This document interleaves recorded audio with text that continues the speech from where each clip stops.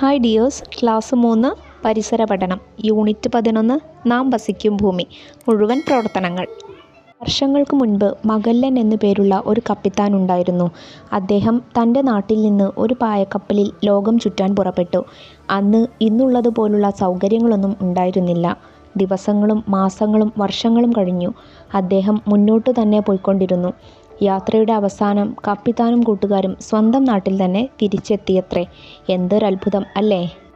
നാട്ടിലെത്തിയ അദ്ദേഹം നാട്ടുകാരോട് പറഞ്ഞു, ഭൂമി ഉരുണ്ടതാണെന്ന് ഞാൻ കണ്ടെത്തി. ഭൂമി ഉരുണ്ടതായതുകൊണ്ടാണ് എനിക്ക് ഇവിടെ തന്നെ തിരിച്ചെത്താനായത്. ശരിയാണോ കൂട്ടുകാരെ? ആകൃതി തിരിച്ചറിയാം.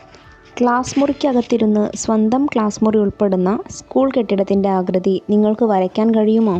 ശ്രമിച്ചു നോക്കൂ. കഴിയുന്നുണ്ടോ? ഇല്ല അല്ലേ? ഇല്ലെങ്കിൽ വരാന്തയിലേക്ക് ഇറങ്ങി നോക്കൂ. ഇപ്പോഴും കഴിയുന്നില്ല. ഗ്രൗണ്ടിലേക്ക് ഇറങ്ങിയാലോ? ആ സമയം നമുക്ക് കെട്ടിടത്തിൻ്റെ ആകൃതി ശരിക്കും കാണാൻ കഴിയും. ഇതുപോലെ തന്നെ ഭൂമിയുടെ ആകൃതിയും ഭൂമിയിൽ നിന്നുകൊണ്ട് നമുക്ക് തിരിച്ചറിയാൻ കഴിയില്ല.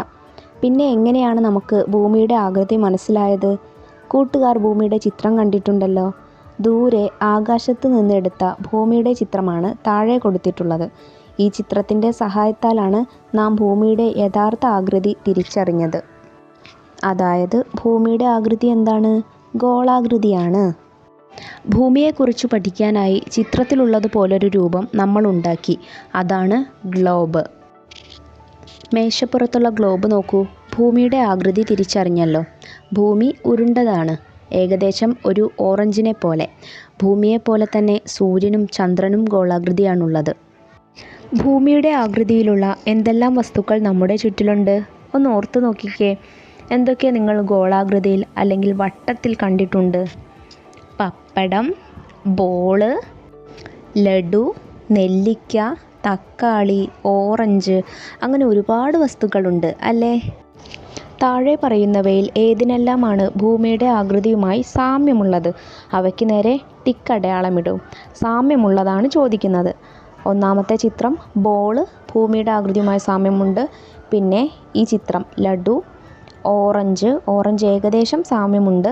അതുപോലെ ഇവിടെ ഒരു നെല്ലിക്കക്കുരു, പിന്നെ ഗോലി.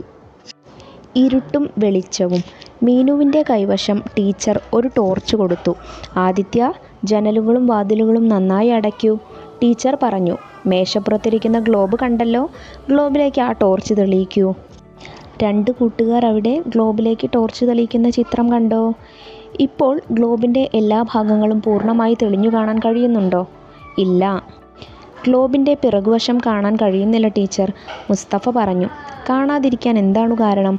അവിടേക്ക് വെളിച്ചം എത്താത്തത് കൊണ്ടാ, ഷിഫ പറഞ്ഞു. നോക്കൂ, ഗ്ലോബിൻ്റെ ഒരു ഭാഗത്ത് നല്ല വെളിച്ചവും മറുഭാഗത്ത് നല്ല ഇരുട്ടും. നമുക്ക് ഗ്ലോബ് ഒന്ന് തിരിച്ചു നോക്കിയാലോ? ഇപ്പോഴോ? വെളിച്ചമുണ്ടായിരുന്ന ഭാഗത്ത് നല്ല ഇരുട്ടും ഇരുട്ടുണ്ടായിരുന്ന ഭാഗത്ത് നല്ല വെളിച്ചവും. ഷാജിയുടെ മറുപടി പെട്ടെന്നായിരുന്നു. ഇനി ജനലുകളും വാതിലും തുറന്നോളൂ. ഗ്ലോബ് ഭൂമിയാണെന്ന് വിചാരിക്കൂ. ടോർച്ചിനെ സൂര്യനായും സങ്കല്പിക്കാം. ഭൂമിയിൽ രാത്രിയും പകലും ഉണ്ടാവുന്നത് എങ്ങനെയെന്ന് ഇനി കൂട്ടുകാർക്ക് പറയാമോ? ഭൂമിയിൽ സൂര്യൻ്റെ വെളിച്ചം പതിക്കുന്ന ഭാഗങ്ങളിൽ പകലും വെളിച്ചം പതിക്കാത്ത ഭാഗങ്ങളിൽ രാത്രിയും അനുഭവപ്പെടുന്നു. ഭൂമി കറങ്ങുമ്പോൾ വെളിച്ചവും ഇരുട്ടും മാറി മാറി വരുന്നു. ഇങ്ങനെയാണ് ഭൂമിയിൽ രാവും പകലും അനുഭവപ്പെടുന്നത്. ഇത് വളരെ പ്രധാനപ്പെട്ടൊരു പോയിൻ്റാണ് കേട്ടോ കൂട്ടുകാരെ. പരീക്ഷയ്ക്ക് ചോദിക്കാൻ സാധ്യതയുള്ള ഒരു ചോദ്യം കൂടിയാണ് ഇത്. ഭൂമിയിൽ എങ്ങനെയാണ് ഇരുട്ടും പകലും ഉണ്ടാവുന്നതെന്ന്. കൂട്ടുകാരിത് നന്നായി പഠിക്കണേ. ഈ പരീക്ഷണം പന്തും ടോർച്ചും ഉപയോഗിച്ച് കൂട്ടുകാരൊന്ന് ചെയ്തു നോക്കൂ. കണ്ടെത്തിയ കാര്യങ്ങൾ പരിസര പുസ്തകത്തിൽ എഴുതുമല്ലോ. ഇനി അടുത്തത് നോക്കൂ. ഈ ഭൂമിയുടെ ചിത്രത്തിൽ നമ്മുടെ രാജ്യത്തെ കണ്ടോ? എവിടെയാണ്? ദേ ഈ ചുവന്ന മാർക്കിൽ അടയാളപ്പെടുത്തിയിരിക്കുന്നതാണ് ഇന്ത്യ. ഇനി ഒരു വീഡിയോ കണ്ടാലോ? കുട്ടികൾക്ക് എല്ലാവർക്കും സന്തോഷമായി. അവർ തുള്ളിച്ചാടി. ടീച്ചർ അവരെ സ്മാർട്ട് ക്ലാസ് റൂമിലേക്ക് കൊണ്ടുപോയി. ഭൂമിയിൽ രാവും പകലും അനുഭവപ്പെടുന്നത് എങ്ങനെ എന്ന വീഡിയോ കാണിച്ചു കൊടുത്തു. കൂട്ടുകാരും ടീച്ചറുടെ സഹായത്തോടെ ഈ വീഡിയോ കാണുമല്ലോ. വർണ്ണം വിതറി വിതറി. അവരെല്ലാവരും ക്ലാസ് റൂമിൽ തിരിച്ചെത്തി. മേശപ്പുറത്തിരിക്കുന്ന ഗ്ലോബ് തിരിച്ചു നോക്കിയപ്പോൾ കുമാറിനും റഫീഖിനും കൗതുകമായി. കുമാർ, ഇതിൽ പല നിറങ്ങളുണ്ടല്ലോ. മഞ്ഞ, ചുവപ്പ്, പച്ച, നീല. ഓരോ നിറത്തിനു മുകളിലും എന്തൊക്കെയോ എഴുതിയിട്ടുമുണ്ടല്ലോ. റഫീഖ്: ശരിയാ, നല്ല ഭംഗി. പക്ഷേ കൂടുതൽ ഭാഗത്തും നീല നിറമാണല്ലോ. സംശയം ടീച്ചറോട് ചോദിക്കാൻ അവർ തീരുമാനിച്ചു. ടീച്ചർ വന്നയുടൻ അവർ ചോദിച്ചു. കുട്ടികളോട് മറ്റു ചില ചോദ്യങ്ങൾ ടീച്ചർ ചോദിച്ചു. നിങ്ങൾ കടൽ കണ്ടിട്ടുണ്ടാവുമല്ലോ. കടലിൻ്റെ നിറം എന്താണ്? കുട്ടികൾ പറഞ്ഞു, നീല നിറം. ഇനി പറയൂ, ഗ്ലോബിൽ നീല നിറത്തിൽ കാണിച്ചിരിക്കുന്നത് എന്താകും? കടൽ. ഉത്തരം ഒരുമിച്ചായിരുന്നു. ഭൂമിയുടെ ഒരു മാതൃകയാണ് ഗ്ലോബ്. ഗ്ലോബിൽ നീല നിറത്തിൽ സൂചിപ്പിച്ചിരിക്കുന്നത് കടലാണ്. മറ്റു ചില നിറങ്ങളിൽ കാണിച്ചിരിക്കുന്നത് കരഭാഗങ്ങളും. ഭൂമിയിൽ കടൽ ഭാഗത്തിൻ്റെ പകുതിയേ കരഭാഗമുള്ളൂ. ഇത് വായിച്ചപ്പോൾ റഫീഖിന് വീണ്ടും സംശയമുണ്ടായി. അവൻ ഗ്ലോബ് തിരിച്ചു നോക്കി. കരഭാഗത്തിൻ്റെ ഇരട്ടി കടൽ, കടൽ ഭാഗത്തിൻ്റെ പകുതി കര എന്നിവ സങ്കല്പിച്ചെടുക്കാൻ അവന് കഴിഞ്ഞില്ല. സംശയവുമായി അവൻ ടീച്ചറുടെ അടുത്തെത്തി. എല്ലാവർക്കും ടീച്ചർ ഓരോ പേപ്പർ നൽകി. ഇനി ഞാൻ ചെയ്യുന്നത് പോലെ ചെയ്തു നോക്കൂ. കയ്യിലുണ്ടായിരുന്ന പേപ്പർ ടീച്ചർ 3 തുല്യ ഭാഗങ്ങളാക്കി മടക്കി.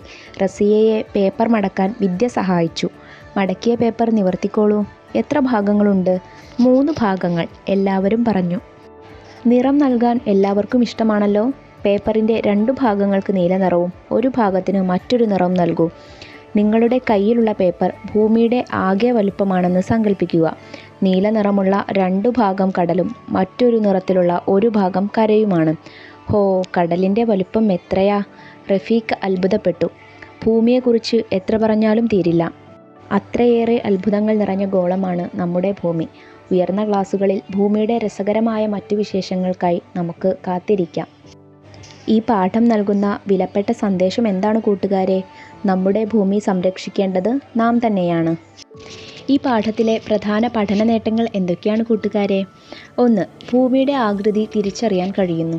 2. സൂര്യൻ, ചന്ദ്രൻ തുടങ്ങിയവയ്ക്കും ഗോളാകൃതിയാണുള്ളതെന്ന് തിരിച്ചറിഞ്ഞ് പറയാൻ കഴിയുന്നു. 3. പന്ത്, ടോർച്ച് മുതലായവ ഉപയോഗിച്ച് പരീക്ഷണങ്ങൾ ചെയ്യാൻ കഴിയുന്നു. 4. ഭൂമിയിൽ രാത്രിയും പകലും ഉണ്ടാകുന്നത് എങ്ങനെയെന്ന് വിശദീകരിക്കാൻ കഴിയുന്നു. 5. ഭൂമിയിൽ കരഭാഗത്തേക്കാൾ കൂടുതൽ കടൽ ഭാഗമാണെന്ന് തിരിച്ചറിഞ്ഞ് പറയാൻ കഴിയുന്നു. ഇത്രയും കാര്യങ്ങൾ കൂട്ടുകാർ പഠിച്ചില്ലേ? ഇനി വിലയിരുത്താം. ചോദ്യങ്ങൾ ചെയ്തു നോക്കാം. ചോദ്യം 1. ഭൂമിയെക്കുറിച്ച് പഠിക്കാൻ ഭൂമിയുടെ ആകൃതിക്ക് സമാനമായി നാം ഉണ്ടാക്കിയെടുത്ത രൂപമാണ് എന്ത്? ഗ്ലോബ്. ചോദ്യം 2. ഭൂമിയിൽ രാത്രിയും പകലും മാറി മാറി വരുന്നത് എന്തുകൊണ്ട്? ഉത്തരം ഭൂമി സ്വയം കറങ്ങുന്നതുകൊണ്ട്. ചോദ്യം 3. ബഹിരാകാശത്ത് നിന്ന് എടുത്ത ഭൂമിയുടെ ചിത്രം നീല നിറത്തിൽ കാണാൻ കാരണം എന്ത്?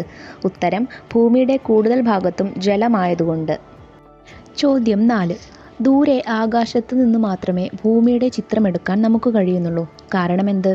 കാരണം അവിടെ നിന്നും എടുത്താൽ മാത്രമേ, അത്രയേറെ ദൂരത്ത് നിന്ന് എടുത്താൽ മാത്രമേ നമുക്ക് ഭൂമിയുടെ മുഴുവൻ ചിത്രം ലഭിക്കുകയുള്ളൂ. 3ാം ക്ലാസ്സിലെ മുഴുവൻ വിഷയങ്ങളിലെയും മുഴുവൻ പാഠങ്ങളും നമ്മുടെ ചാനലിൽ അപ്ലോഡ് ചെയ്തിട്ടുണ്ട്. കൂട്ടുകാർക്ക് സംശയമുള്ള ചോദ്യങ്ങൾ ചാനലിലെ വീഡിയോകൾ നോക്കി എഴുതണേ. മറ്റൊരു ക്ലാസ്സുമായി നമുക്ക് വീണ്ടും കാണാം. താങ്ക്